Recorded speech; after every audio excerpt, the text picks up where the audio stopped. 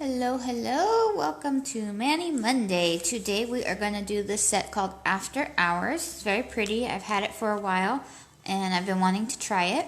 And so we are doing it today. Just the same set. We're not going to be mixing and matching. I'm a little too excited for this. Let me get this to stay still. Thought I had it propped up right, but I'm back in my normal spot. I'm moving around a little bit better. So this week, if you saw, I am going to be kind of highlighting something that is close to me. It is actually National Infertility Awareness Week. And so some of you who know me and my husband, you know that we tried for a long time to get pregnant. And that didn't happen. We were technically diagnosed with what is called unexplained infertility. And if you saw this morning's post, sometimes infertility is a female factor, something on the female part. Sometimes it's on the male part. Sometimes it's both, or it can be diagnosed as unexplained. And me and my husband received unexplained because all our tests came back normal. There was nothing that flagged anything as to us with the way our hormones were, all those things like that. So there was not any explanation. So the ribbon for infertility is actually a pink and blue ribbon. So probably the set that would be best for this, if I wanted to kind of go with that, would be a set called Cotton Candy, and that's a blue set with a pink glitter. It's really pretty. I do have some leftover Unicorn Kisses. I could have tried to find a blue, but I decided to do After Hours because, well, one, I wanted to do it, and it's also got pink and blue glitter flecks. So I feel like this is going to, I'm not really, we're trying to stay home as much as possible. I mean, I think the only place I've gone in the last week was the hospital and then doctor's appointments. But other than that, I'm staying home. So really, this isn't going to be much for that. But this is for myself. I'm doing After Hours. So this week, you'll notice I'm going to be making posts. I'm going to start doing my nails while I'm talking here. Pushing back the cuticles. I'm going to start from the very beginning, the process, following all the process, because I'm not doing multiples, and so the steps won't be too much of the actual. But I'm going to be sharing each day a post. So today's post basically was an explanation of what infertility is, how it's diagnosed.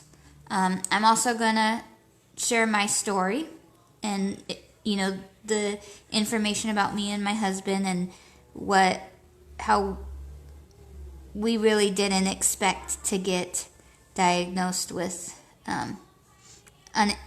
unexplained infertility, because basically no one in our family has had issues conceiving. His brothers, his mom is one of 14 children. His brothers have children. My mom has her siblings. I have 4 brothers and sisters. Besides myself, there was 5 from my mom. Both my sisters have children. My younger brother doesn't have any children, and then my older brother doesn't have children due to the fact of health reasons. Him and his wife have decided to not have children due to health issues for her health. She has a heart condition. But, so it's not necessarily infertility for their reasons, not having children. And then my younger brother, he's young. He's only in his early 20s. So him and his wife are holding off. So me and my husband, isn't that beautiful? Yeah. Me and my husband. So you do hear my daughter most of the time. Can you say hi? Yeah, you do hear my daughter. So I do have a daughter, but we adopted our daughter. She is our wonderful little amazing person. You say hi? But so a lot of times people don't even realize that it was an issue. You're gonna do a trick? Okay. So you'll notice I am pushing back. Hi, Lori. I push back my cuticles. We clean our nails with this. That is amazing. What are you watching? Storybots. What are they learning about today? You see, that's cool to do that. That is cool. What are they learning about today? You know how you mail stuff? How you mail stuff? That's not what they're learning about. Oh, but we do have to put your letter in the mail for Nana, huh? Can you take that away from my face, please? That's not for faces. Thank you. Okay, so... I'll just take your shot. Okay, no, we're not taking shots. I'm going to let this dry a little bit because I feel it's wet. Make sure I got my fingertips. So basically, okay, can you hop down now? Mommy's going to do her nails and she doesn't want to... Hey, I'm going to need that, please. Back, please. Thank you, sweetheart. Go watch your Storybots. If you don't like the episode, then change it to the one you do like. If you want, whichever one you want to watch. Or watch the cells one again. Okay, so basically we didn't expect to get that. We also have to change color. But this week, that is what this week is. I think the hardest part of everything was people, well-meaning friends, family, acquaintances, not knowing how to respond when they heard we had infertility, not understanding what it is. So this week... Could we make this with craft stuff? We can do craft stuff later, but that's not for crafts. This is for something else. But we'll get my scrapbook paper. That's fine. Okay, sorry, I'm kind of scattered here. So, one of the posts that I'm going to share this week is about our story and more details onto how we came to our diagnosis. And there's also going to be a post about how you can support people who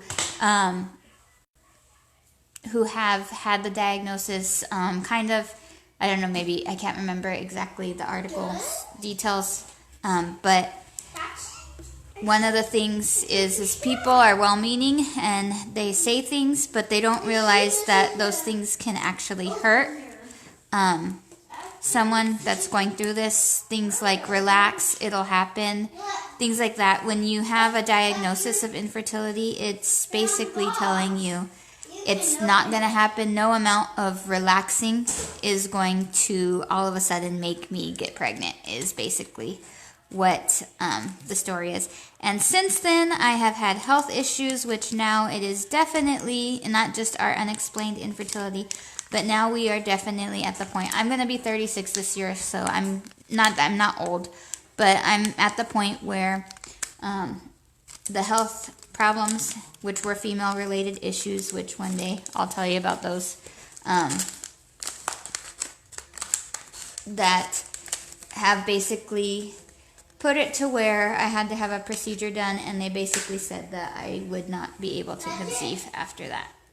So, no amount of relaxing or anything. So, it's pretty much there. That's it. Okay, so we're going to do after hours. We won't talk too much about it or stay on that subject. I will have my posts, so please check into those. If you know somebody struggling with infertility, reach out to them. Sometimes it's nice just to listen. All you have to do is just listen to them. You don't have to say anything. Just listen to them and tell them that sucks. That's like the best thing to do. But we're going to apply after hours. It's a gorgeous set here. You can see. I do believe it's out of stock though. And this is my only one I have. I don't have an extra one. But there is one called Happy Hour, which is a fine purple glitter that's just as pretty. It's not quite. This one has a little bit more thicker glitters on it. So. You broke it! What? I didn't break it. I'm not responsible for that. So just place it on. You can see how real pretty this one is. Hope you guys are having a wonderful Monday. Enjoying. Those of you that are at home. Those of you that are essential workers that have to still go to work. Hope you're staying safe. My husband's work has enacted, they are mandatory, have to wear masks now. Which is fine. However, the masks he had were really didn't fit him very well at all. my husband is just, they were just too small for him. And so I ordered from a friend of mine, but she was making masks and stuff, and I got those, and those came in. He actually wore it yesterday finally. And so there you go, that's after hours. He wore it yesterday and he said it was so much better. It's different having a mask on and stuff like that, but hopefully my husband's work, he works at a grocery store, for those of you who don't know.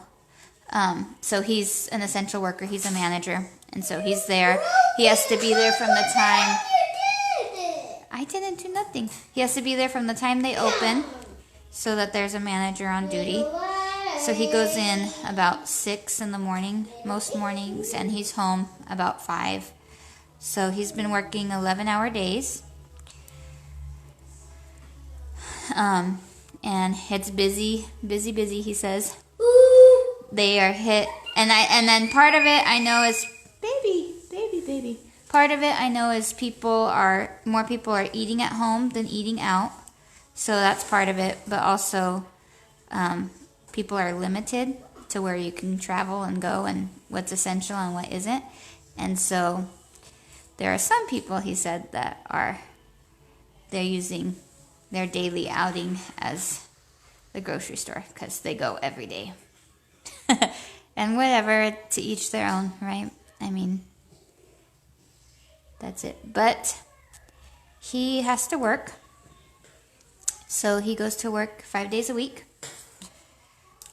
And so he's wearing masks. They've installed sneeze guards on the registers. It's a plastic thing. He doesn't really check that much as a checker. But that's they're also doing temperature checks. So then when they come into work, they have to get their temperature done. Just to make sure that they're not exposing anyone or anything, which is good. We had one local grocery retailer, had a couple cases, and so they closed that location. They completely closed that grocery store. It's not the same company my husband works for. It's a completely different company, and it's about 2 miles away from my husband's store. So, and I haven't actually gone to that grocery store in a very long time. So, for me and my family, it's very sad and concerning. But there are a lot of people that are being affected. I do have a friend, her father tested positive for the virus. So, of course, thinking about her and everyone else that's affected and comes in contact. Just so we pretty much just stay home, and we know that our chances, because my husband is an essential worker, means our chances of being exposed to it are probably higher than someone else who's not exposed to the public. But that's kind of... Next shot? I'm not gonna get a shot. No, thank you. I'm good. Right now we're doing our nails. But that's just kind of how it is. So we go day to day. Right now, we're going day to day. We do our best. I am focusing on myself getting stronger because I was sick. Had my doctor's appointments last week, and they said I'm doing better. So as long as nothing crazy changes, things are looking up. I made my daughter pancakes yesterday, and we have leftovers, so we'll be eating those for dinner. But I'll probably be doing a crock pot meal tomorrow. So I'm excited about that because that means I'm slowly getting into my normal routine. Which that's what I want. So I got released from the hospital on April, out right there. I got released from the hospital on April 8th, and I've been home just basically laying around because that's pretty much what was healthy and safe for me to do for my heart. I had a lot of blood loss, and so when you have no blood for your heart to pump, it has to pump twice as hard to support your body. So that's why I was put on bed rest, to basically take the strain off of my heart trying to pump the blood. But now I'm not 100% great or whatever, but I am at the point where I'm not dizzy when I stand up. I can actually do a few things, but I just feel tired. So I do what I can, and then I stop. And I can't do laundry, like picking up the laundry basket and taking it out. I can't do that yet. So my mother-in-law has been stopping by a couple times a week, and she'll do a load of laundry for me. She comes in and just gets my laundry. So that's really nice. So we're done. Now we're just going to go through and file. So she's been doing that, which is really nice. The first day I was home, she brought us dinner. That was nice as well. But like I said, that was last week. I'm doing better. We are now on the 20th. Today is the 20th. So it's been 12 days since I was released, I guess, depending on how you count your days. And when I went to the doctor on Friday and they did a finger poke. I don't think you can see it, but it was real sensitive. They did a finger poke just to do my hemoglobin, and I was at 8.5 on Friday. So every day I'm going up, taking my iron, which I wasn't iron deficient prior to it, but because your blood holds iron, all that fun stuff that you learn so much when you're sick, like when something happens medically wise or whatever, you learn so much more about your body and the things it does and how it works. I find it fascinating. I enjoy that kind of thing, learning about that stuff, but it's actually really neat. I think it's really neat to learn about that. Whoops, let's get this part. Are you too big? Let's get this little part that's on the skin. Sorry. I find that stuff really interesting. So when the doctors would come in and tell me certain things and be explaining things, I find that stuff really interesting. Learning about my own body and how it works and what you go through. And just, it's amazing what our bodies do to compensate for other things when you're sick. Like if you lose a sense of smell or you lose certain functions, body functions, your body will make up for other things by doing other things. And I just find that kind of really neat whenever you learn those things anyway. So I learned a lot about my body. Like your blood holds the iron. So when you have a lot of blood loss, your iron levels go down. Your spleen and your liver also hold iron. Hence the reason they say if you eat liver, it's an iron-rich food because it's holding iron.